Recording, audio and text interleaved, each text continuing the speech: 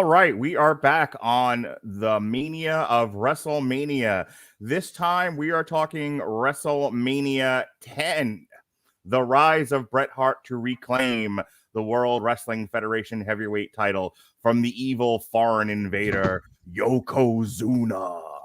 I am joined by the excellence of elocution, Baron Von Awesome himself, who got out of his sickbed, faced dragons and monsters to be here. Pat Mullin, how do you do, sir?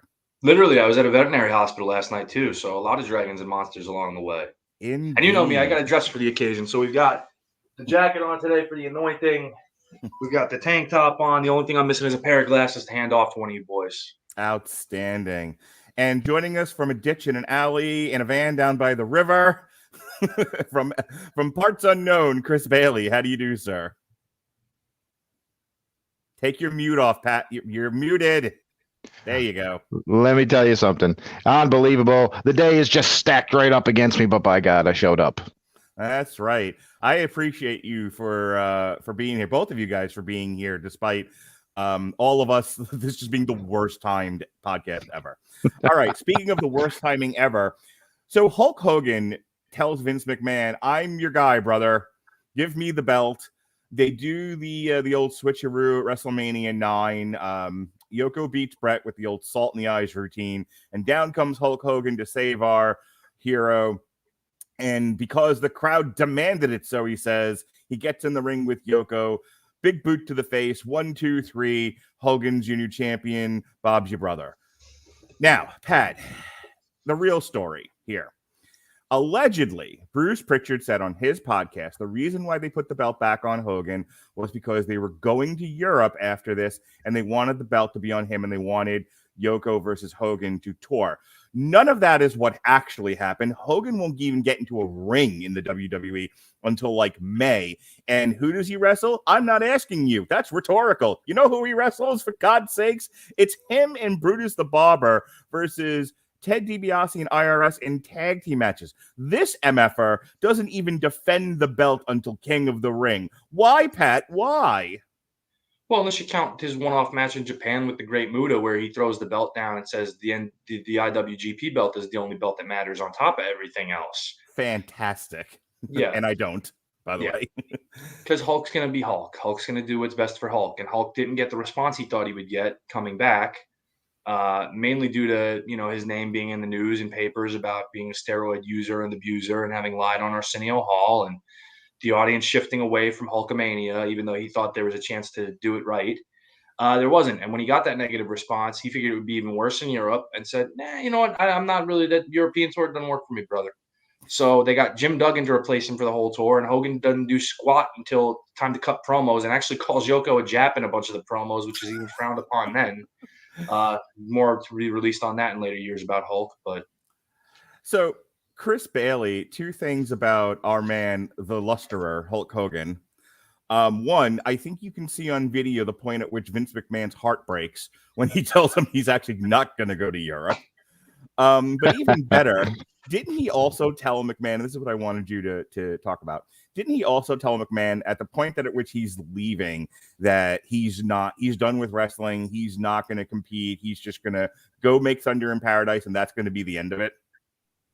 Well, that conversation definitely happened, but I mean, you got to consider, the seeds of this started happening around WrestleMania 8. Do you remember with that, Pat, when everything started to heat up with the steroid trials, all that different things? And, it kept on going here. So, I mean, like you could tell Hogan is not the same Hogan that he was even at WrestleMania 8. You know what I mean? This is a different guy. This is the streamlined, the Thunder in Paradise. He's got the shady eye going on at WrestleMania 9. This guy is, he's stepping out of the limelight, and he's got some work to do to get off the gas as well, because there's a lot of pressure on the WWF right now at this particular point for different things. Not only that, but Hogan definitely is trying to step aside here, or at least get off TV and hide in the shadows for a little while to take the heat off him, like he normally does. From ratings, he ducks from ratings. If he knows there's a bad show, it ain't going to work for me, brother. It's all the same deal for Hulk. So he drops the title at the June King of the Ring 1993, and a little over a year later shows back up in WCW and immediately wrestles Ric Flair on a major pay-per-view, setting records for World Championship Wrestling. To make up for time lost, because I mean, you talk about a ball drop, Hogan Flair WrestleMania 8.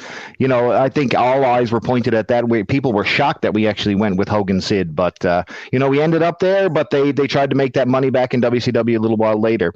Now you talked about Hogan Yokozuna and that squash at that King of the Ring pay-per-view with flash paper and the evil reporter on the outside. That was Whippleman, was it not, Pat? I forget. It was somebody dressed as a Japanese photographer. They never actually revealed who it was. I think Harvey was probably a likely candidate. It's just I can really, like, I don't sympathize with Vince McMahon much, but I can definitely see between 93 and 94 him just wanting to strangle Hulk Hogan. Oh yeah, he was doing him no favors. No, not at all. So we're in rebuilding mode. We've been in rebuilding mode. We talked about this with the last episode. The WWE is trying to find strong footing. And this story is not just the rise of Bret Hart to reclaim the title at WrestleMania. This is also the story of Vince McMahon friend zoning Bret Hart. And it's like, okay, Bret, you're the last man standing after Hogan and the Warrior are gone. Savage is, going to commentary because he's old. Everyone is fleeing like Jacob from this company. It's you, Bret, you. And as he's talking at Bret notices that Vince McMahon is actually looking past Bret. He's saying Bret, but he's actually saying, it's you, Lex Luger. You're the guy. But Bret's in front of him going, me? And he's like, yeah, sure. Meanwhile, he's looking at the hot girl, Lex Luger, behind the friend-zoned Bret Hart. That is really the story of 93, 94. But let's tell it. And so back to the King of the Ring. This is the Bret Hart pay-per-view. He wrestles in a tournament. He wins the King of the Ring. He is kind of the non-champion anointed top guy of the WWE at this point, Pat. It's the paradigm shift pay-per-view of how a lot of fans looked at wrestling at the time for a lot of people, because you're so used to over-the-top characters and everything, and maybe not necessarily delivering solid in-ring product. But on this night, they feature the tournament is really the centerpiece of everything. And the guy they chose to feature is Bret. And what Bret does is he has 3 different matches with 3 great opponents, but 3, different opponents. He wrestles Scott Hall, Razor Ramon, Mr. Perfect, and Bam Bam Bigelow.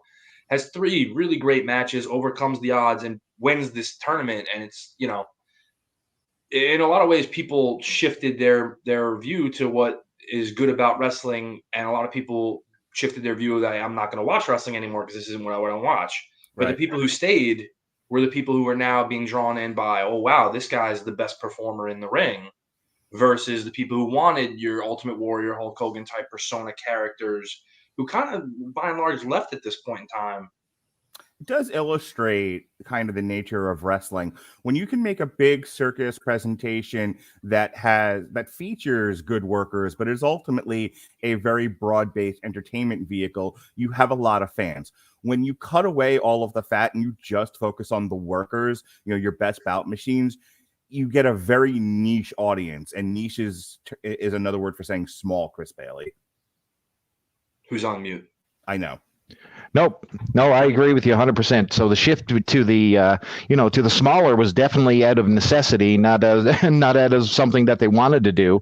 And they fought that kicking and screaming, you know what I mean? Mm-hmm. So even taking a gamble with Luger, like you said, was a little bit of a gamble because they got this steroid trial stink all over them. And, the Bret Hart transition was something, controversial as it is, they really, really needed to go in that direction and get, as we say, the heat off them immediately. So, these guys are in, setting up a new generation, and they're hoping and praying that this is going to make box office. Let's stay with Lex Luger for a minute, because after King of the Ring, we go to what was the battleship that the USS Intrepid? Yeah, the Intrepid thing, and this is where Luger shifts from heel to face. They do the body slam contest. If anyone can slam Yokozuna, the Japanese will be sent to Mars or something. And so like Duggan gets in there, and it's a whole big deal. And they had NFL players, like they had a bunch of celebrities and stuff. Yeah. And so eventually Lex Luger, shirtless McGee, hops the rail in his jeans from a helicopter. No, he came from a helicopter. Right. Just imagine. Go back in time and think about this for a second. Think about he doesn't slam him after getting off the helicopter. I mean, Crush almost got him up. Do you remember that? Yeah. Crush lifted him, but he didn't get him over. So this is a big marketing event to try to turn Lex Luger face. That was the point of it. And he slams Yokozuna. Yay, for everyone's free. The communism has been defeated. The Japanese are defeated. It's all wonderful. I think this one was the actual hip toss, was it not? It was more of a hip toss than a slam. He really didn't get him up and rotate him. The hip toss heard around the world. So they used to tape Raw at the Manhattan Center during this time all the time. And I got lucky enough to actually finally go to a Monday Night Raw, not when they were weekly at the Manhattan Center, but finally when they drifted away. And I got to go to one. And before the show, this is right as they were starting the big Lex Express push and everything. Mm-hmm. And they were looking for kids in the audience beforehand. They're like, "Hey, would you like to be on the show?" And everybody's like, "Of course I would." They're like, "Yeah, tell us what you love about Lex Luger." And I wouldn't do it because I hated Lex Luger. I just hated Lex Luger as a kid. And there were a bunch of other kids who I don't like Lex Luger. I don't like him. Mm-hmm. Because at this point, the only thing he'd done is slam Yokozuna on the Intrepid. Right. For the entire, year before that, he was the narcissist. He feuded with my favorite wrestler, Mr. Perfect. And I was also one of those kids who watched WCW. And before he left WCW, he was being a jerk to Sting. And I didn't like that either. So screw Lex Luger. Yeah, they really... I think you have two problems here. I'm going to go back to you in a second, Pat, and then Chris for your thoughts on this. And then we actually have to talk about SummerSlam for a little bit. But it seems like Vince just looked at Lex Luger and go, "Oh, okay, you're another version of Hulk Hogan. This will work just fine because it worked. It worked with Hulk Hogan. It'll work with you." But except that Hulk Hogan and Lex Luger couldn't have more different personalities. Oh, boy, you're not wrong. Luger apparently hates people. Like Hulk Hogan's need for validation is the thing that drives him. It's his major motivator. He wants to be loved. He will lie, cheat, and steal so that people will love him. And that's all that matters. Lex Luger doesn't seem to give a damn what people think of him. And he just wants to wrestle, apparently. Which is weird because he's like not a good worker. Up until late 96, 97, Lex Luger looked like he never gave a shit about what he was doing. And that's not transparent to the audience. No, right. Exactly.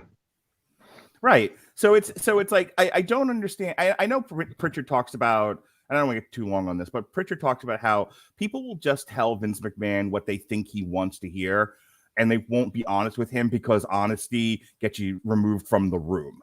And so the trick is convincing Vince you believe the BS coming out of your mouth. And there couldn't have been, everyone had to know that anointing Lex was a bad idea because Lex doesn't have Hogan's personality. And look, you need to have the personality of somebody running for president when you're champion. You need to be out there, kissing babies and, and shaking hands, and you have to sell yourself. And that's not something Luger wanted to do, which is great because they put him on a bus to do it. Even if not, you just have to be something people can believe you actually are. Right. Yes. Think about this. Think about his inception, like his actual debut in the WWE. I mean, they didn't even bring him right to a wrestling ring due to, due to reasons, we'll say. And, he went to the WBF Body Stars show on Saturday mornings. You know what I mean? This is how this guy debuted. Then they brought him in. He was narcissist. Of course, he's a heel. They gave no context. All of a sudden, the guy shows up in a friggin' helicopter and hip tosses Yokozuna, and we're all expected to love this guy. No, you didn't give us the build. You didn't give us the promos. You didn't give us the storyline. Making a wonder this fell flat. No reason to wonder. It's all in the execution. Have him on TV going, and this is why I hate the Japs. Not this is why I hate the Japs, but basically I'm a lot of things, but I'm first and foremost an American, and I'm not going to let anybody badmouth America, blah, blah, blah. Mm-hmm. And he was doing this in a 3-piece suit as opposed to a pair of blue jeans and a T-shirt, and it doesn't work. This is, you're talking about my real fandom awakening in a lot of ways, and a lot of it's due to how much I dislike Lex Luger. So SummerSlam 1993 takes place at the Palace of Auburn Hills. That is right, on August 30th, 1993. And there's two matches I want to focus on here. One is Jerry Lawler and Bret Hart. And I guess that came out of the King of the Ring. This ends in a disqualification Pat, how did we get from King of the Ring to SummerSlam with Jerry and Bret? Well, Lawler feels there can only be one King of the Ring. And so after Bret wins that tournament and he's being celebrated with his crown and his scepter, Jerry Lawler assaults him and hits him with his throne and the scepter, and actually winds up really hurting Bret. Jerry worked pretty stiff on him with that stuff. It was a really good beatdown. Absolutely. Yeah, there's a receipt in this match when Bret locks him in the sharpshooter. And basically, Lawler spends time, I'm the real king, blah, blah, blah. He starts berating Bret's family and things, and Bret's not having it. So they're going to have this match at SummerSlam, which, again, you just have Bret coming off this major performance, this star-making performance, and you book him against pudgy, shitty Jerry Lawler from Memphis, who's 40-something years old. Who the audience doesn't know, by the way. Like, yeah, the audience – like you talk about like what drove you from wrestling, and I know there's a significant age difference between Chris and I and Pat. So Chris and I are about the same age, and we're a good years, couple older than Pat. But I remember like this is about where I quit. I was like, yeah, I'm done. And Jerry Lawler was a big part of that. I'm like, you look like my neighbor, number one. Like you stay out there and you look like Hank Hill, and I'm like, I don't need to, and I'm not interested in Bret Hart. I'm like, why am I watching my fat neighbor wrestle, the guy that used to wear pink and, is a good wrestler, but has all the personality of a wet mop. Oh, come on here. Listen, I'm sure Pat watched his AWA back in the day and his, all the different promotions that were able, you know what I mean? I saw Jerry Lawler. Go ahead. My main acknowledgement of Lawler pre-WWF was the ESPN would air USWA shows every so often. Yes. Mm-hmm. Yep. And I was like, okay, this guy punches a lot. Fist drops. And he punches more. And he can cut a great promo. I'll never take away Jerry Lawler's ability to absolutely. But again, you're talking about Jerry Lawler's most known at this point for the Andy Kaufman feud. And nobody who's watching the show at this point knows what the hell that is because they weren't alive or weren't watching. Yeah, that was the 70s. Well, 80s, but close enough. Yeah, sure. All right, so that's so Jerry and Bret go to a disqualification. Again, not a great way to continue pushing Bret. No, because they're going to extend this Lawler feud into the next pay-per-view, or so they thought. And plus, if you want to talk about generational gaps between pay-per-views, do you think that you would ever be able to pull off this pay-per-view and the results in 2021? It would be outrage, fan outrage, absolutely staggering riots in the street. This was laden with lame finishes like disqualifications and countouts, and holy cow. Speaking of lame finishes, the other match you want to talk about, Mark? Yes. Okay. So Luger, I need some straightening out here because I have heard many different stories about what was supposed to happen at this match and what didn't happen. But it's Yokozuna versus Lex Luger coming off the Intrepid event. And like all the signs were pointing towards a Lex Luger victory and anointing with the title. And that doesn't happen, Chris. Now, I've heard one story where Luger was telling everybody in a bar that he was going to win the title. And they were like, well, you've now given away the results. We can't do that anymore. So we're going to keep it on Yoko, but we'll let you keep your heat because it'll be a count out instead. I've heard that's not the case. I think Pritchard's like, that's not what happened. We never intended to put the title on Luger. No, not ever. So I cry foul at that for the simple fact that they actually filmed him or just doing some house show type material, him coming out just with the belt. So they were playing with that idea. To say that they were never, ever, ever going to consider putting that strap on him on this pay-per-view, I think is a bunch of shit. What do you think, Pat? I don't think they were going to do it here. I think the plan was to eventually do it, but I think this was to whet the appetite. Mm-hmm. And it was a poor thought process in how they did it. I remember this stuff where Luger would come out with the belt. He runs off at a taping. He runs off Yoko and Fuji from the ring, but they drop the belt behind. Then Lex picks up the belt, and Vince is in the ring as the interviewer. Oh, what do you think about Lex Luger as WWF champion? Everybody? Very clever. To gauge audience response. And if it was lukewarm, the thought was we need to build a little more and get more momentum behind him. That was what I was going to say. I think the truth was they were very much intending to anoint Luger at SummerSlam, but they were testing the waters with it, and he wasn't testing well with the audience. Correct. I think that's exactly where we were. And not only that, you got to consider the fact that this Luger that we had here, they had this full celebration plan. So why did they drop the balloons? Why did they have the Steiners lift him on his shoulders? This Hogan must pose. Send the audience home happy because they're not going to worry about some silly finish where he doesn't win the belt. I tell you what, I was at a bar in St. John's, Newfoundland. I drove 2 hours to see this thing, and I'm telling you right now, the people at the Strand in St. John's, Newfoundland, the bar, were outraged when Luger won. Was it count? Yeah, it was by count out. Count out. Who does that? Oh, yeah. This was crap. So just because he shows up in the next pay-per-view, we can also talk about Shawn Michaels taking on Mr. Perfect for the umpteenth zillionth time.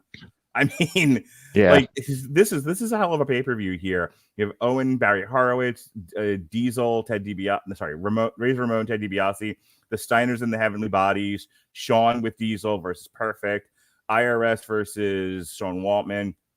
Tell me about how we got to it's actually Doink the Clown that wrestled Bret, not Jerry Lawler. I misread that. Okay, so it's Bret versus Doink, and then Bret versus Jerry, and they both end in disqualification, apparently. Yikes. Ludwig Borga and Marty Jannetty. The Undertaker in a rematch with Giant Gonzalez in a Rest in Peace match. Wow. This whole show stinks except for Steiners and Head Shrinkers. I mean, or Steiners and Bodies, excuse me. What a shock. The Steiner brothers had the best match on pay-per-view. They can't possibly be wondering why this didn't work. All right. So, Pat, that takes us to the Survivor Series. Over the fall, how do we get from SummerSlam to Survivor Series? What are Yoko and Lex doing? What are Bret and Jerry doing? So Lex's contract for the title match against Yoko basically stipulated that this would be his one and only title match. Mm-hmm. So Lex is trying to get this groundswell of support and get his hands on Yokozuna any way he can. The next way they do it is by having the Survivor Series match where they each build teams. Lex is going to build the All-Americans. Yoko's going to build the Foreign Fanatics. Yeah. So Lex is kind of dealing with not only Yoko, but now Ludwig Borga, this mercenary who's been put in his way to try to stop him.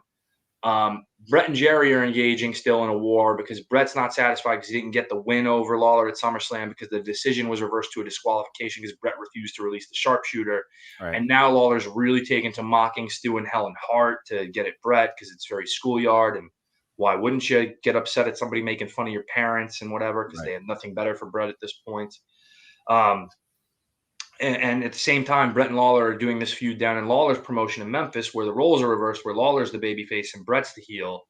Because, Vince, Jerry Jarrett, yeah, whatever. But yeah, so what happens is, unfortunately, Lawler is accused of statutory rape by a regular fan from the Memphis territory who says he was allegedly doing this or this with her. Lawler's like, no, I took her and got a cheeseburger and took her to the mall and that's it. This is not the first nor the last time Lawler is involved with a school-age gal. The ring rats. Yeah. No, they're not ring rats. They're school-age gals. Oh, boy. Yep. Yeah, it won't be the first time we've heard about it. It won't be the last time we hear about it. But yeah, it is what it is. My favorite insult on commentary maybe ever is when Joey Styles said to Lawler, shouldn't you be at the senior prom looking for your next wife? Bang, bang. So we now pivot from Lawler to Shawn Michaels, who's also coming out of this feud with Perfect. And now they're transitioning Perfect at this time to feud with Diesel to get Diesel finally involved as an in-ring competitor. But that means they don't have anything immediately for Shawn. So Shawn's going to be slid into this role. And they do like a 1 week build to this match where Shawn makes fun of Stu and Helen using impersonators and stuff. It's really rough, too. It's really, really rough material here with Michaels. And you could feel the shoehornness of this entire angle. It came out of nowhere, and they had 1 week to plan it. You watch it, and everybody just farts at the angle. And it's like, okay, well, we're going to get a much better match out of it because you have Shawn instead of Lawler, which is great. And Bret and Shawn have great chemistry. And you have Bret and his family, which is Owen, that naturally at the time was under contract. But they'll also bring out his brothers Bruce and Keith, who were longtime pro wrestlers, against these mystery knights, and the gimmick was Shawn. It was supposed to be Lawler and Knights. King and Knights makes sense. Now right. Shawn and Knights, which doesn't make any sense. And the gimmick was supposed to be each night was a famous wrestler of the past that they would unmask as they beat them. And it was supposed to be Greg Valentine, Terry Funk, and somebody else. Jeff Gaylord? Jeff Gaylord did end up being the Black Knight. And I think they're going to have him as just a mystery muscle guy. Jeff Gaylord was a Memphis talent at the time. And Lombardi, wasn't it? Was Lombardi one? I think he was in the end of it. I wound up being Jeff Gaylord, Valentine, and I believe Barry Horowitz. Correct. Oh, main eventers anywhere in the country. Yeah, so they don't end up unmasking him because Terry Funk's horse got sick. And Valentine, you knew was Valentine as soon as you saw him in the ring. Mhm. Your boxcar, like Gorilla Monsoon used to call him. You can't mistake Greg Valentine's physique. Nobody else looks like that. It's Greg Valentine. Hardest working man in the first 10 years of WrestleMania history. All right. So those are your two featured matches. You have the Hart family versus Shawn Michaels and his Knights. This is won by the Hart family, but this is the setup to a much more interesting feud, which is Bret and Owen, which kicks off WrestleMania 10, but we'll get there shortly. And in your main event, as we said before, you have Luger and his Americans defeating the Foreign Fanatics, which takes us now to the Royal Rumble.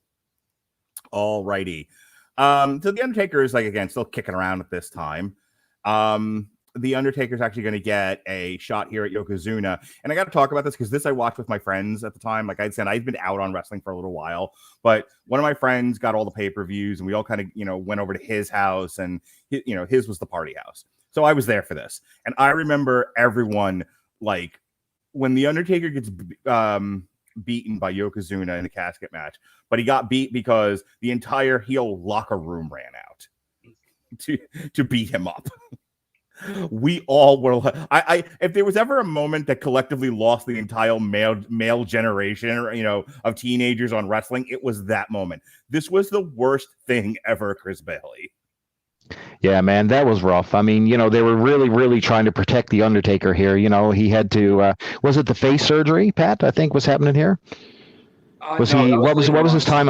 What was his time off for here? Probably just because he was lazy. So he's just taking a refresher. Okay, we got it. In 2002, he did some kind of interview. Oh, I've only really taken 2 breaks during my career. You've taken 18 breaks. Shut up. Yes, exactly. You wrestle one match a year sometimes. But yeah, this was a cluster. And like you said, you talk about killing the crowd. I mean, WWE was doing great at this at the time. I mean, between the Shawn Michaels shoehorn, the finishes, nothing was spinning in the right direction, man. And, it felt rudderless at the time, and it wouldn't return for until many years down the road, unfortunately. I mean, we talked about with WrestleMania 6, 7, and 8 how there were cracks forming and everything, and I think I said around 8, between 8 and 9 is when the whole windshield just blows off the car. I mean, but if you think about what's going to happen, this is 1990. We're now into 1994. They're not going to recover until 1998. Like 97, they're at least now, they've lifted the ship and they're out of the nosedive, but they don't. Nothing starts to work until it starts working in 97, and they start to see the results of it working in 98. And so you think about this is a 4-year period of just drizzling poop. They're just tripping over their own penis. I'm really trying to clean up my language for monetization. Can you tell? Just tripping over themselves. They can't get anything to work. They can't depend on anybody. And then there's poor Bret going, but what about me, Vince? And Vince is constantly looking for a prettier girl. He's not into Bret. And we'll get to talk more about that down the line too. Yeah. But, you have your most consistent performer. Right. At this point, he's the one guy getting your best audience reactions of any of your talents. And they won't commit to him. This is the Warrior all over again. But it's funny you said that, because this is exactly why the guy gets the boost, because he's there. He's consistent. He's showing up. Other guys aren't. Other guys are taking a powder left, right, and center. Oh, I need some time off. This doesn't work for me, brother. All the different excuses are piling up on Vince. He's got nobody to rely to, and all of a sudden he sees the guy with the sunglasses in the corner. Hey, he shows up. Right. I'm sorry. I say I need time off. This doesn't work for me, brother. I don't like children. I'm talking about Lex Luger. Vince is trying all these different guys because he's just not that into Bret, and all Bret wants is to be told he's a good boy, and Vince is won't do it. Yeah, and again, Vince still thinks that the public is keyed in on a larger than life superhero looking character that they need. That's how we're going to save this thing. Much the way Bill Watts thought, hey, a black baby face is my best way to go. After JYD leaves, I'm going to put, George Wells in, and I'm going to put Snowman in, and neither one of them could do anything to draw audiences. Right. So this is since 92, everyone says the best Royal Rumble ever. There's a handful of other ones. This one has a really fun finish. And all anyone ever remembers is the finish of this Royal Rumble. Bret and Lex Luger go over at the same time. And it's like, well, whose feet hit the ground first? And it's determined to be a tie. And so what they're going to do is basically a mini tournament at WrestleMania 10, which is going to be decided by coin flip. So it's Bret and Owen essentially in bracket A, Yoko and Lex in bracket B, and then the winners face off in the main Do you remember event. who Lex's opponent would have been had he lost the coin toss? It was Crush. Yes, very good, Mark. Woohoo! Yay. And that's it. So just your really brief thoughts, Chris, and then we're going to go right into WrestleMania 10. What did you think of the finish of the Royal Rumble? Listen, I mean, necessary, obviously, when you're going through it. I mean, I watched it live, of course, because that's what we did back then. Everybody got together to watch pay-per-view. And I think where it was such an interesting finish at the time, I think it won our boys over. So, I recall a happy house at the end of that night and wondering and couldn't wait to tune into wrestling the next week, which is exactly what you should get and very important during this era because, boy, there was not a lot to tune in for week to week. All right, so we're going to get into the review of WrestleMania 10 now in totem. But first, let me talk to you about Grammarly, which would have greatly helped Vince McMahon write a better product at the time had he had it. You know what I mean, Pat? Here we go. So Grammarly's, for you listeners of the Mania of WrestleMania podcast on the Radulich and Broadcasting Network brought to you by W2M, Grammarly is offering a free download of the Grammarly software. Grammarly's AI-powered products help people communicate more effectively. Grammarly helps you write mistake-free on Gmail, Facebook, Twitter, LinkedIn, and nearly anywhere else you write on the web. Grammarly corrects hundreds of grammar, punctuation, and spelling mistakes while also catching contextual errors, improving your vocabulary, and suggesting style improvements. To download Grammarly today, go to getgrammarly.com/W2M Network. Again, it's getgrammarly.com/W2M Network. To download Grammarly for free. After 10 years of creating larger-than-life events, selling out stadiums, touring around the world, they bring it all home again. The house that Hogan built, Madison Square Garden, for WrestleMania 10. The Mecca of sports entertainment. Damn right. And we our dark match here is the Heavenly Bodies versus the Bushwhackers, Chris Bailey. What have you seen this one? Is this shown up anywhere? Oh yeah, I've seen this much later, but boy, old Gigolo Jim there really milking the audience at this one. I would call this one gross because two things I'm grossed out by are the Bushwhackers and Gigolo Jimmy Del Rey. I mean, this is gross. Yeah. If a man didn't need ever to gyrate, it was Jimmy Del Rey. Yes, that is correct. And there's something about orange hair on a person that bothers me. I don't know what it is. All right, so our match to kick things off here is probably the best match of the entire show. Like other than the ladder match with Razor and Shawn, depending on what you think of matches like that, this is the best wrestled match. The one with the most emotional investment, the ones with the best workers. Owen versus Bret, and surprise, surprise, kicking things off. In an auspicious way, Owen defeats Bret dead center in the middle of the ring. At 20 minutes and 21 seconds, Pat. I know just over our years of being friends and talking with our pals and other chats about wrestling, we're never particularly high on Bret or The Undertaker, but I don't think you can deny him this match. I'm not high on Bret as a person. Mm-hmm. I'm high on Bret as a performer. Mm-hmm. This match is unbelievable. This is a 5-star match. Absolutely. The two of them just work so well together. The countering is so nice and crisp and looks realistic in the exchanges as opposed to doing a tumbling routine. The one-upsmanship between the brothers is there, and you can see where it gets heated, and each brother playing their role as like the younger brother looking to step up and the older brother who's reluctantly having to pound his little brother into obedience. It's so well thought out, so well performed. And the finish, a lot of people, even though it made so much sense, didn't see coming. Nobody really thought Owen was going to pin Bret 1, 2, 3 in the middle of the ring and does so. And I can tell you the whole garden was just like, huh? Right. We were all in shock because we just didn't see Bret losing, especially on a night where he's going to get a title shot later on in the night. Now, of course, hindsight being 2020, okay, we've just set up the next program. It's Bret and Owen since Owens just beat Bret. Right. But it was such a shock at the time because you just didn't see a guy who was going to lose and win in the same night so often. But man, it was such a great match, and because you have two of, if not the best performers in ring in the WWF at the time, two of the very best, doing what they do best for 20 minutes, which a lot of guys didn't get that much time to do these things, and it just didn't stop. it's amazing it's amazing that the WWF in this era can tell a decent story if they try hard enough. And they really, if you think about this, the beginnings of this starting at the previous Survivor Series, and it's going to go all the way to the Survivor Series 1994, where they transition the title off of Bret to Bob Backlund, and then Bob Backlund to Diesel the following month. You think about that's a year-long build. Not since Hogan and Savage do they put this much time and effort and consistency into anything they've done with anybody else. And I have to really applaud them. Bret and Owen is probably like peak WWE at this time, Chris. No question at all. And let me tell you something. You talk about nobody expecting Owen Hart to pull that win. I think Canada as a country celebrated when Owen Hart won this one. We were jumping off our couch. We had our hands to our head going, what the hell just happened? And man, I couldn't have been more happier for Owen Hart at that particular point. What an ending. You got the did you pop the cork off your maple syrup and drink? Oh, we did. We did it all. We gathered around the igloo. We cooked back bacon. We did it all. We had all kinds of what's that all about, and it was crazy. All right, let's move on. Bam Bam and Luna Vachon. I looked at my wife during this. So it's Bam Bam and Luna versus Doink the Clown and Dink the Clown. So we have a fat guy, a woman, a clown, and a midget walk into a bar. And this I looked like an XPW tape. Yeah, and I looked at my wife, and I was after watching the Dark Side of the Ring with her, and I was just like, do you watch this and just feel bad for Luna?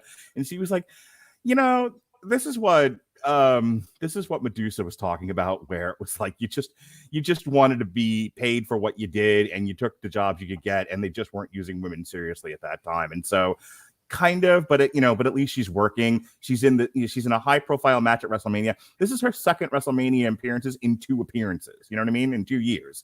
So it's like they're using Luna. They're using Luna. She's not like cast to the side.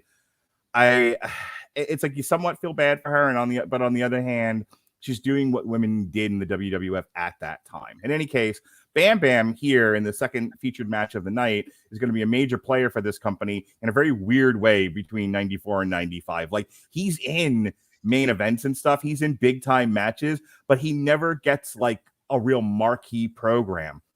And it kind of starts here with him and effing Doink the Clown, Pat. Yeah, the guy playing Doink at this point in time is a friend of Bam Bam's named Ray Apollo, who Bam Bam recommended to replace Matt Bourne. Mm-hmm. In the words of Jay Sherman, it stinks. I don't have anything else to say. This was just trash. I was watching this the other night, and I was laughing. There's no work to be appreciated, but as a silly spectacle at WrestleMania, I was amused, Chris. This tells you how good Bam Bam is. He could work with anything and anybody, and just to even get you to laugh, because I certainly wasn't laughing at this one. I hated Dink and Doink at the time, and couldn't get this off my screen long enough. But I tell you what, Bam Bam and Luna worked their ass off to try to make this at least passable. God bless them. Luna and the midget are the highlight of this match. Like, Luna working with the midget and doing midget spots, it's like hysterical to me. Moving on. Randy Savage versus Crush, Pat.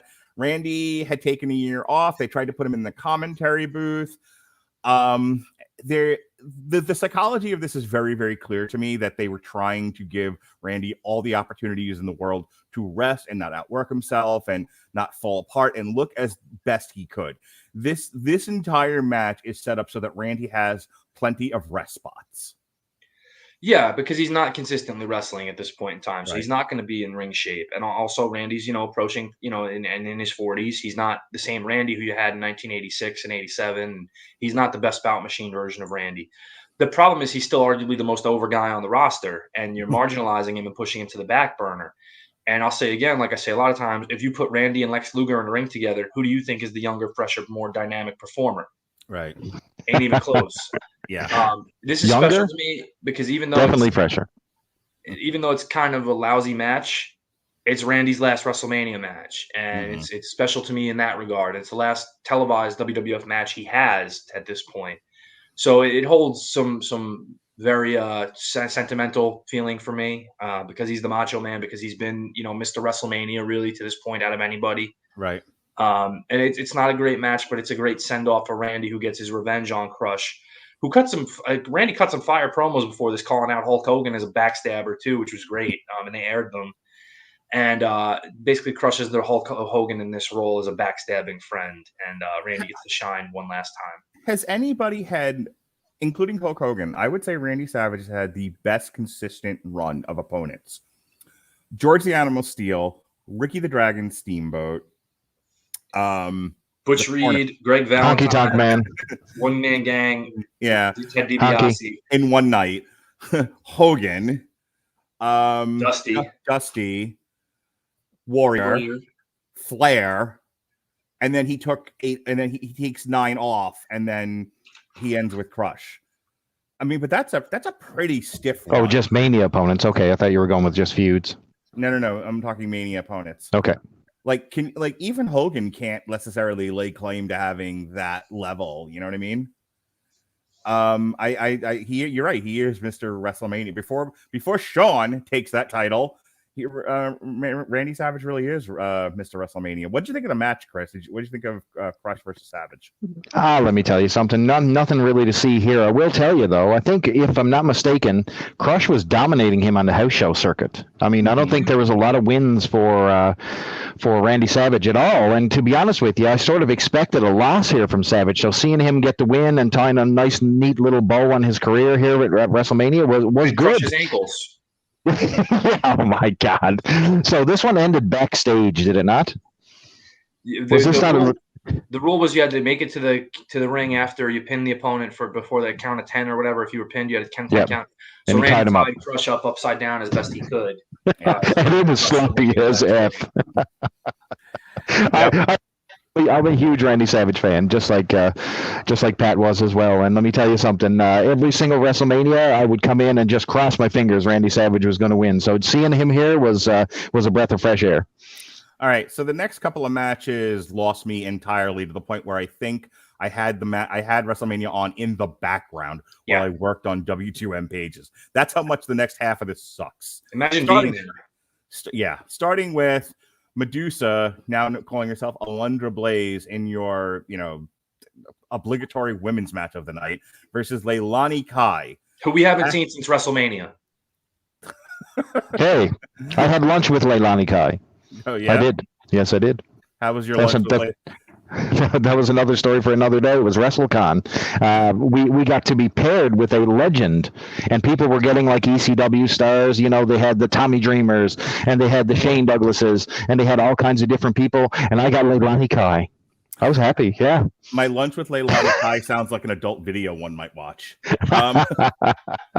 Anyway, like Medusa's a halfway decent female wrestler. Leilani Kai is a veteran, clearly. What did you think of the match, Pat? Neither here nor there. This was popcorn. Yep. Anything interesting about this match for you? No. Listen, they're doing their best to elevate Alundra Blaze with zero talent around her. You know what I mean? So they really got to make something work. So they put her in a match with a worker who could literally just do a couple rolls for her and a couple flips. Leilani Kai was definitely not Glamour Girl Leilani Kai or even Leilani Kai WrestleMania 1. I mean, this was an aged person here at this point. But guess what? She could still take a few tumbles, and Alundra went over. Problem solved. Nobody cared. Vince McMahon walked into a board meeting with Bruce Pritchard and Jim Cornette and others, and was like, "I have understand the people like the hippity hop. Have you heard the hippity hop? Something about a run DMC, perhaps? Let's get some hippity hop into the ring." You want to know what's sad? Do you want to know what's sad? And what's sad about all that? What is that my knowledge of hip hop probably comes from Vince McMahon. That's horrifying. So, Pat, Vince McMahon suddenly getting hip to the hippity hop got us to Men on a Mission. Fill in the blanks for me. They were a tag team in Memphis called the Harlem Knights. Vince wanted tag team, saw them. Then he heard this guy rapping who was a fan at a show and was like, "God damn, what's he doing, pal? That's called rap, Vince, hip hop. We need to get something like that. Put him with those guys we just brought up from Memphis, but we're going to make them baby faces." And thus Men on a Mission was born. I never cared anything about anything they did, much like the Quebecers, who I thought were just a shitty version of the Rougeos with a shitty gimmick.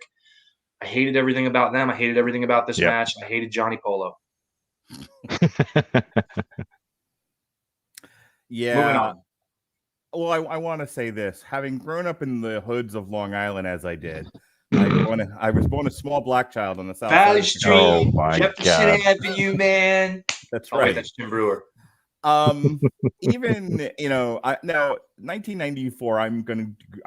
I'm long since having moved out of the black neighborhood. I'm about to graduate high school. I've been there since I'm 12 in the white neighborhood. But but I looked at this. I looked at Men on a Mission, and I was like, "Are you effing kidding me? This is what they think rap music is? Like we're a few years plus or minus the West Coast gangster rap revolution." For God's sakes, and this is what we're going with. I was like, burn WWF to the ground. Like, there's no saving it. I'm gonna go to college and jump in mosh pits. I'm done with this. Like, I can't, like, if I had to just like gun to my head point to one thing that drove me away from the WWF until the Attitude Era, it was probably Men on a Mission. I couldn't stand it. I couldn't either. And you know what? Seeing these. This offends me as an ally of the black community. Go ahead, Chris. I always felt that Mo, Mabel's henchman, his tag team partner, was like, I mean, he had to carry the two in the ring because Mabel was so big, and Mabel would come in, he would do the big leg drop, he would do the belly to belly suplex, but Mo was considered the workhorse, and I always felt that Mo was like 500 years old. Like, like it just looked so out of sync. Here we were doing a rap gimmick. You had a guy who was like ready, like 2 feet in the grave with dirt already on his head, and you had this guy rapping to the ring, and what you said, I mean, the rap itself was just unbearable, like really, really bad. He was out of sync. He lost his place 100 times to the ring. He makes PN News look like Dr. Dre. Oh my God, he does. That's why the signers tied him upside down and put him in a urinal. Indeed. But I want you to think about something. So as bad as that was coming to the ring, the whole package, then the bell rang. So you talk about the Ultimate Warrior. No, my friend. Talk about Men on the Mission. Terrible. Just awful. Speaking of awful, Yokozuna with Mr. Fuji and Jim Cornette defeats Lex Luger by, take a drink, everybody, disqualification. Oh my God, will you stop? With Mr. Perfect as a special guest referee. Mr. Perfect might be the best wrestler in the history of professional wrestling based on how he behaves in the ring. I don't understand why Pat, when he goes to church, he prays to the patron saint, Kurt Hennig. The conclusion of this match is so fantastic because Lex Luger went crazy, started just dragging people into the ring and punching them, and everyone's just laid out. It's Lex Luger's world. We're all just living in it. He goes to pin Yokozuna, and Mr. Perfect doesn't want him to win.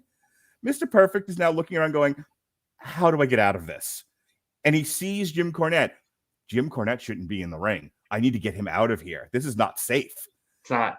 It's totally believable in the sense that, like, that's all very true. It's probably not your highest priority, but you're not doing technically anything wrong. And Luger's like, WTF. And so he goes to Perfect and he's like, pay attention to the match happening in the ring and not what you're doing over here.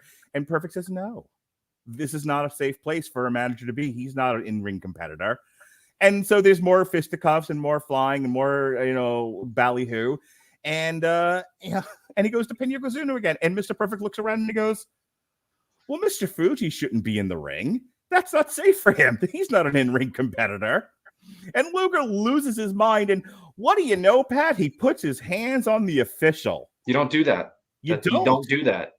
And he's disqualified. And gosh darn it, Mr. Perfect did everything right. This is the most smarmy heel thing in the history of smarmy heelness. It's amazing. It's the roles they should have been in when they first feuded with each other back at WrestleMania 9. Mm-hmm. Now they're getting it right. And the hope was that Hennig was actually going to come back in the ring and they were going to pick this feud up at that point. But Kurt just wasn't able to clear his Lloyd's of London stuff and just wasn't able to come back as a wrestler. So it didn't happen, unfortunately. But I got a shining moment for Mr. Perfect at WrestleMania 10 as a lifelong, huge, biggest Mr. Perfect fan and the guy who hated Lex Luger. I'm a young kid in the audience just cheering my brains out at this finish. And you have parents kind of really confused. Like, does he know who he's supposed to be rooting for? And, but there's a lot of other kids there who hated Luger too. And they were all like, yeah, good. Luger's not winning the title. Yep. This was... Look, I crap on the WWE for the things they do wrong, but when they write something that's truly brilliant, I have to give them slow clap. Yeah, me too. I was right with you there, Pat. I mean, I'm telling you right now, nobody wanted Lex Luger in my circle of friends. I tell you, nobody wanted Luger with that belt. So when it was sort of a red herring at the beginning when Bret Hart lost, and then Lex Luger lost, and we're like, what in the hell are these guys doing? Like we were just baffled by the booking, and then of course how we ended up. But man, did we not want Lex Luger? And boy, we were over the moon when Luger lost here. You really also have to be careful with who you put in with your big monsters. I mean, Yokozuna could move, but he was, also a big fatty. So you have to get a guy in there that knows how to bounce off of you, knows how to work with a big guy. And Luger is one of these guys who's a body, but Luger, I think, is a capable worker, but I don't think he's a guy that really understands psychology or what to do with your opponent in the kind of shape that they're in. And so this match kind of crumbles until the very end because Luger basically, in plain English, doesn't know how to work with Yoko. Yeah, it's evident. And then Randy worked with Yoko on a tape special that aired a week before this. Totally different match. Right. But even Bret's 2 matches with Yoko, Bret's match with Yoko at WrestleMania 9, and then the one we're going to see in a little bit. I mean, Bret knows what he's doing. Bret bounces off Yoko just fine. Far different level of capability as a performer. What I'm pointing to specifically is Lex Luger just mentally doesn't get it. No. It becomes very, very clear. And even in WCW, he can pose, he can stand in the ring really nice, but and if somebody's leading him, he's fine. But if he has to lead, or if he has to figure out what to do with a guy the size like Paul White or whatever, he doesn't know what he's doing. And it goes to pieces really fast. Correct. Transitions are out the door. There's no psychology. You can really tell that he struggles if something goes awry. You know what I mean? Which in a lot of these matches it did, because Lex Luger didn't know how to, to take a shoulder tackle. Luger really didn't even know how to sell that properly. It was sort of like, okay, I ran into you. Now I should fall down. You know what I mean? He just didn't get it at all. Well, fortunately, on the flip side, we do have 2 guys that did get it with a ladder. Yeah. But before that, Earthquake in 35 seconds defeats Adam Bomb. I blinked and missed this, Pat. I loved it. Earthquake's last WrestleMania, he got a big spot in it. He got to win in very short order, which was cool. Made him look dominant. This is also cut for time constraints, obviously. But hey, babyface Earthquake, I'm all about it. Canada, baby. Let's go. Yep, absolutely. He wasn't Canadian Earthquake at this time. He's Earthquake. Still Canadian. He's Earthquake. Oh, he's still Canadian. Yeah, baby. That's what I'm talking about. But yeah, 30 seconds. I mean, you talk about it. Adam Bomb, they did what they had to do to build people up. Look at that. Actually give people wins. Amazing. All right. Now we get to the only other match anyone ever remembers about this show is the ladder match. I think what has been said about this, that Shawn and Razor wrestled the ladder. Ric Flair said, I've heard him say 1,000 times. Shawn had a match with the ladder. Not giving any credit to Scott Hall. Okay. I don't think that's true. I watched this pretty critically. It's so funny because this is going to get imitated and repeated ad nauseum for the next decade. There are guys that are veterans now that looked at that match and was like, that's all I ever want to do with the rest of my life is fall off ladders. I don't think a single one of them ever got what made this match really special. Shawn and Razor had a wrestling match. There was a ladder there. It wasn't about falling off the ladder, which is what every single match for the next decade. Tables, ladders, and chairs is a celebration of falling to your death into a very small drinking glass. Observe.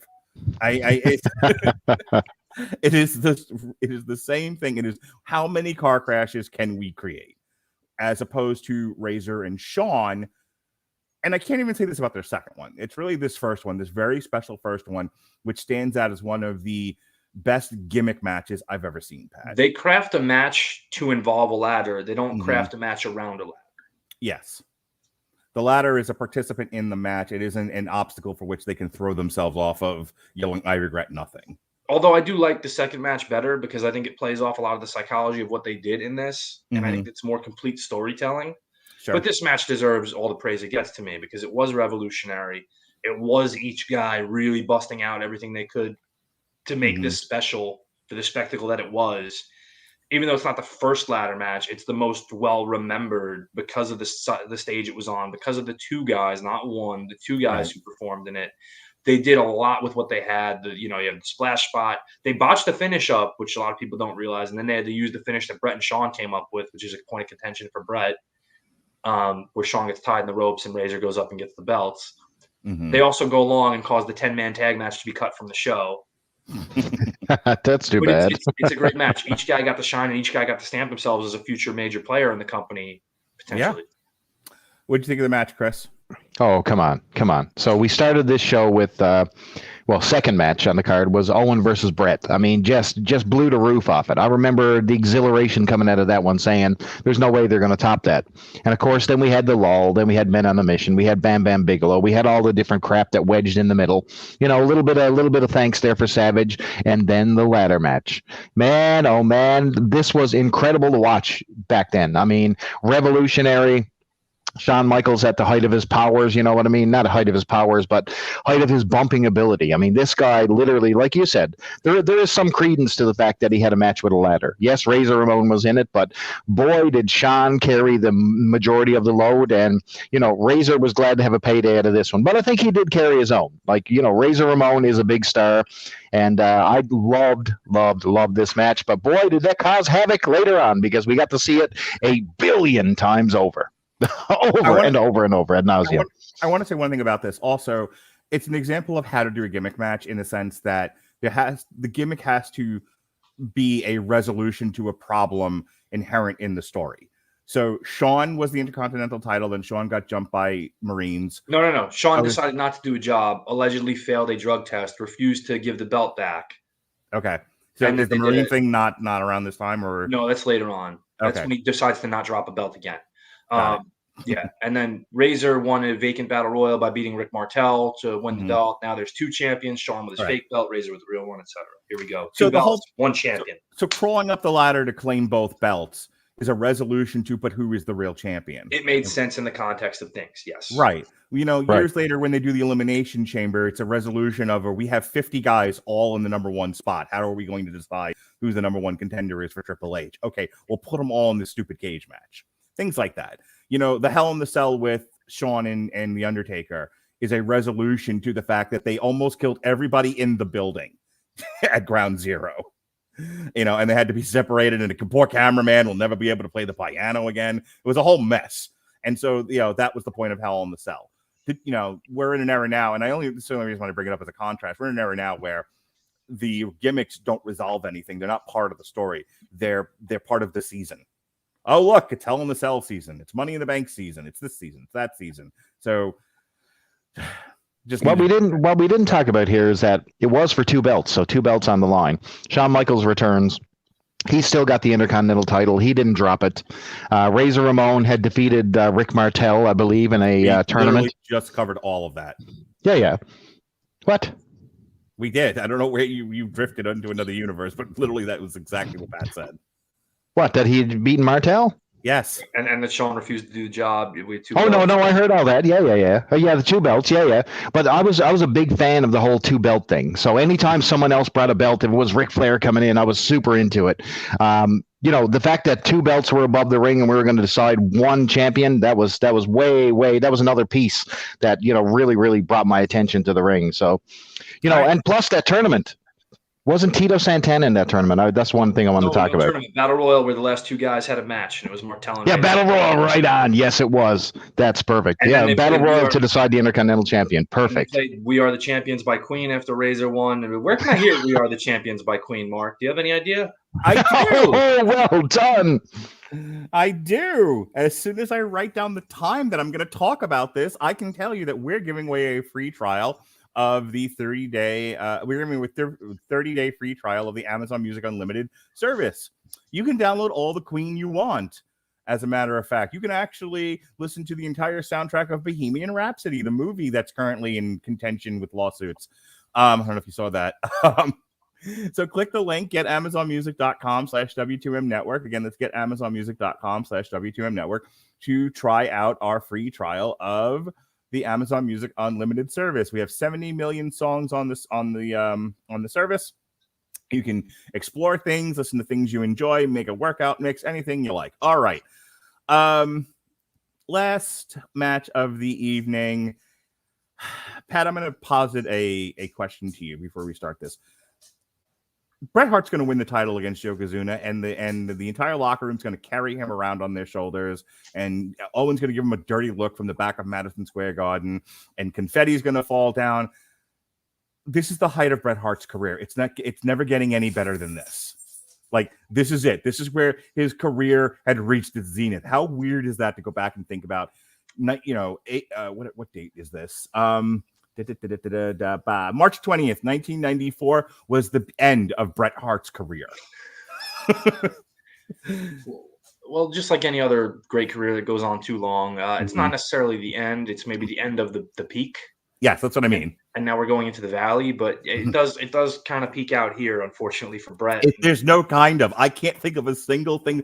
So in short order, literally, he has the entire babyface roster, including legends like Randy Savage and Roddy Piper. They're endorsing him. Gorilla Monsoon gets in the ring and is clapping in Madison Square Garden with Donnie Wahlberg and Burt Reynolds. And come on, like, you can't ask for more in this. And Bret's probably not realizing at the time, it's probably going to get better. No, it doesn't. Right. Calgary Stampede. Calgary Stampede. This is the beginning of the rest of my life. This is the beginning of the rest of my life. So he'll lose the belt to Bob Backlund. He'll lose the belt to Shawn Michaels. He's still feuding with Jerry Lawler during all of this. He will. The entire feud with Shawn in 1997, ending in the Montreal screw job. And then there's WCW. Will fall to his death. He will be misused in WCW, and to finally pay all of this off, Goldberg will kick him in the head and cause a concussion. And then there's a stroke and cancer and all that good stuff too. That's just what I mean. Yes, the Calgary Stampede is a lovely match and it deserves a show of its own to talk about. It's still not getting any better for Bret career-wise. He had a great night, but this is the zenith of his career now, right? What we're talking about. How sad is that? Yeah, that's rough. I don't think it's look at Hogan. It took him 100 years to get to this point, and it's going to be over in 3. He got there. A lot of guys don't get there. Let's go with Hogan's zenith. Hogan's zenith is body slamming Andre at WrestleMania 3, right? In front of 100,000 some odd people. I don't know. I would tell you his match with Savage is probably peak Hogan.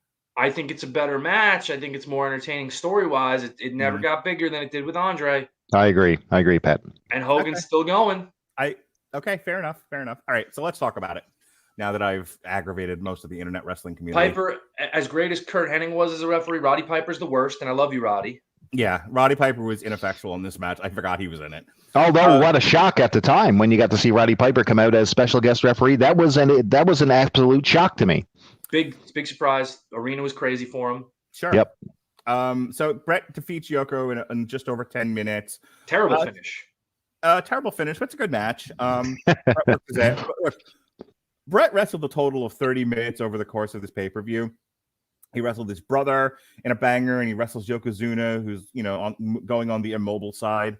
This is the Bret Hart pay-per-view. Besides Calgary Stampede in a few years, this is the Bret Hart pay-per-view. It's the only thing outside of the ladder match that anyone gives a crap about or makes this worth watching. You're right on the money, Mark. Yep. So just some final words about this match, and then we'll close out. Chris? Yeah, so you talk about Lex Luger couldn't make a match out of Yokozuna. Well, Bret Hart certainly could. He knew how to take the bumps. He knew how to create the drama, the near falls, all that type of thing. And both guys worked well together. You had the addition of Roddy Piper as a special guest referee with a little bit of intrigue. But like you said, he was, really a non-player. He really didn't even really know how to ref, which was hilarious. He's all over the place. He's admonishing people for stuff that he shouldn't admonish. I mean, it was sort of a mess. But I tell you what, it was a pretty damn good match. And what a capper of this night, because I mean, you had 3. This was a sandwich. This was 2 pieces of bread and a piece of meat right in the middle, and boy, I enjoyed it.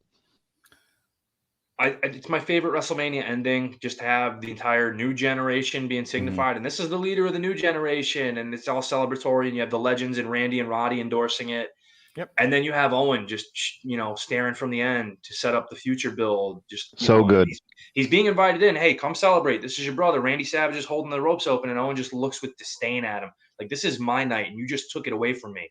I beat you, and now you're the champion? No, this isn't how it goes. And it's great future storytelling. I would say among the better WrestleManias, all things considered, especially from what we've gone through so far. I'm going to and not just because I was there and Jenny Garth was there. No doubt. WrestleMania 10 is the black tie dinner affair on the Titanic, on the night of the iceberg. Very fair. Okay, so our next show will be we're gonna triple up this time. We're gonna talk WrestleMania 11, WrestleMania 12, and WrestleMania 13. And when I tell you this is right before WrestleMania 10 is right before they hit the iceberg and start to sink. We've all heard the stories. This is where they, 94 to 95 is in 95 into 96 is where they nearly went into bankruptcy. This is where we have the boyhood dream era. This is the beginning of the Attitude Era, and it ends right before the crowning of Austin. So there's a lot to talk about. There's a lot to talk about here, but the actual pay-per-views themselves suck diddly-yuck. Did they ever? I think if you took 11, 12, and 13 together, you could make one solid night.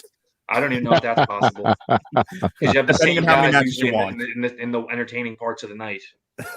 All right. So that's what we will be doing. Let me look real quick.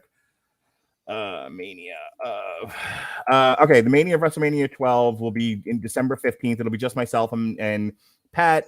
Chris is going into the woods to live deliberately for a while, unless he can join us. But right now it's just scheduled to be me and Pat, December 15th. If a microphone, and even if I'm underwater in a bathtub with my kidney out, I'll try to get there. Broadcasting live from a saw machine. WrestleMania 11, the Mania of WrestleMania 11, 12, and 13. Like, comment, and subscribe on YouTube, Twitch, Facebook, Twitter, the Radulich Broadcasting Network Facebook page, the W2M Facebook page. Check out our website, W2Mnet.com, for all of their podcasts, either the Radulich Broadcasting stuff, the Sean Garmer stuff, the Eric Watkins stuff. It's all there. Pat, what do you got going on? Nothing. Terrific. Chris Bailey, tell them about your ElfQuest podcast. You can find me on over on the Chris and Reggie Network doing Quester Days, which is everybody's favorite show. Right? Well, I was holding for applause, but it never came. Exactly. Anyway, everybody's favorite show, all about the epic Marvel ElfQuest run. And you can also find me over here on the W2M Network with Mark, with Pat, with Chris Sheehan, the return of the Podsman coming up for Survivor Series. Cannot wait. All right, folks, thank you for joining us here in the Mania of WrestleMania 10. Be well, be safe, and behave.